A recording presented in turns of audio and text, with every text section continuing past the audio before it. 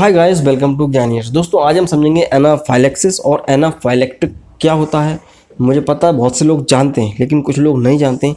अगर आपको नहीं मालूम तो आप वीडियो को देखिए, आपको बहुत कुछ सीखने को मिलेगा। अगर आप जानते हैं फिर भी देख सकते हो, वीडियो देखने में क्या बुराई है। शुरू करते हैं दोस्तों। यहाँ पे एनाफाइलेक्टिक क्या होता है और एनाफाइलेक्सिस क्या होता है। हम लोग कई बार सुनते हैं भाई ये ड्रग जो है एनाफाइलेक्सिस कंडीशन में देना, या एनाफाइलेक्टिक शॉक्स आ गए पेशेंट को, तो ये होता क्या है। पहले बात करेंगे एनाफाइलेक्सिस। देखो भाई, एनाफाइलेक्सिस को अपन समझेंगे उससे पहले आप समझो कि भाई एलर्जी। कई बार क्या होता है कि हमारे शरीर में एक किसी पदार्थ के प्रति भाई एलर्जी प्रोड्यूस होती है, मतलब कि इंड्यूस होती है। भाई कीड़ा हो गया, जानवर हो गया, बाल हो गया, पोलन ग्रेन्स हो गए, मिट्टी हो गई, धुआं हो गया, धूल हो गई, किसी भी चीज़ से, मूंगफली, अंडा, टमाटर, किसी भी चीज़ के प्रति हमारा शरीर एक रिएक्ट करता है, इम्यून रिस्पॉन्स होता है। हमारी बॉडी में हिस्टामाइन्स निकलते हैं ताकि उस पदार्थ के प्रति हमें एलर्जी हो सके। जब एलर्जी इतनी ज़्यादा गंभीर स्थिति में पहुंच जाए, एलर्जी का जो रिएक्शन है कि जब आदमी की जान पर बना है, तो उसे बोलते हैं एनाफाइलेक्सिस।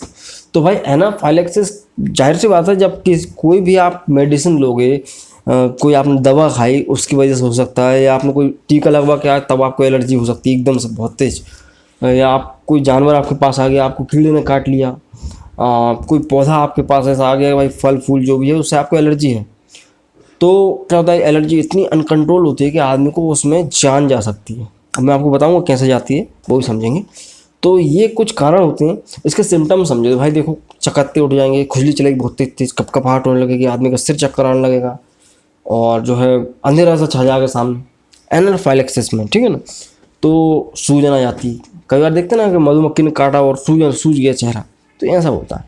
तो नॉर्मल एलर्जी को तो आप लीवोसिट्राजिन से कंट्रोल कर लोगे, लेकिन जब एलर्जी इतनी ज़्यादा गंभीर हो जाती है, उस स्थिति में अलग दवाई चलती है, उसको भी मैं आगे बताऊंगा।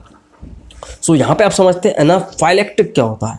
देखो भाई, एनाफाइलेक्सिस और एनाफाइलेक्टिक दोनों एक ही चीज़ है, ठीक है, बस थोड़ा सा डिफरेंस है, इसलिए थोड़ा शब्द अलग अलग है। कंडीशन दोनों की एक ही है, एलर्जी। लेकिन क्या होता है कि एनाफाइलेक्सिस में क्या हो रहा था कि हमारा इम्यून रिस्पॉन्स कर रहा था। इम्यून रिस्पॉन्स मतलब कि हमारे शरीर से एक एलर्जी के प्रति इम्यून रिस्पॉन्स आया और ऐसे सिम्टम्स आने लगे। एनाफाइलेक्टिक में क्या होता है भाई कि यहाँ पे हाइपोपरफ्यूजन हो जाता है। भाई क्या होता है कि हाइपोपरफ्यूजन मतलब कि अब ऐसी कंडीशन में पहुंच गया आदमी, या ऐसी कुछ ड्रग दे दिया आपने कि उसका एकदम से उसका बीपी लो हो जाता है, जो ब्लड प्रेशर होता है सडनली लो हो जाता है एकदम से झटके के साथ। हार्ट काम करना बंद कर देता है, उसका ब्लड प्रेशर स्लो हो गया बिल्कुल, उसकी जो आर्टरीज होती हैं, वेन्स होती हैं, वो डायलेट हो गई हैं, बिल्कुल चौड़ी हो गई हैं। तो ये जब कंडीशन बनती है, तो ये भी क्या है, किसी ना किसी पदार्थ के कारण बनती है, किसी ना किसी ड्रग के कारण बनती है, और किसी ना किसी ऐसी कंडीशन के कारण जो कि आप अचानक पहुंच जाते हैं। तो जब भी हाइपोपरफ्यूजन होगा बॉडी के अंदर, तो उसे बोलते हैं एनाफाइलेक्टिक।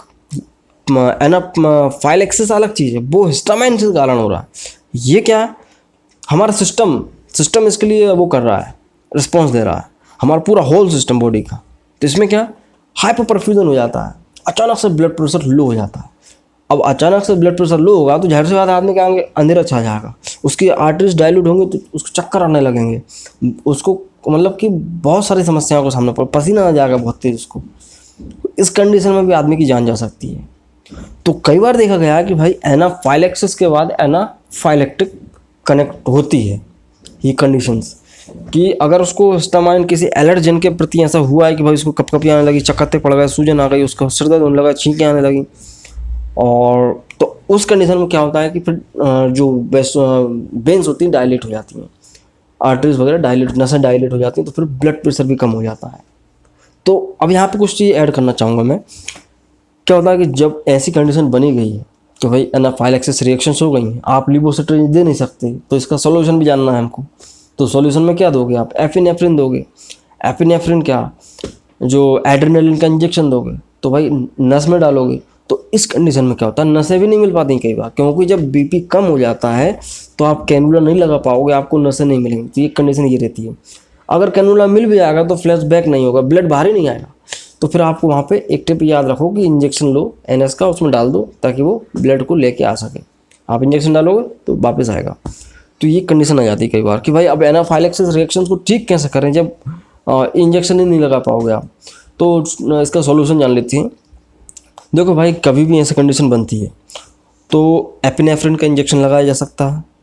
आदमी में 0.5 से लेकर 1 ml लगाया जा सकता है, और बच्चों में जो है 0.01 से लेकर 0.05 तक लगाया जा सकता है। ठीक है, तो ये बच्चों का डोज मैंने बता दिया एपिनेफ्रिन।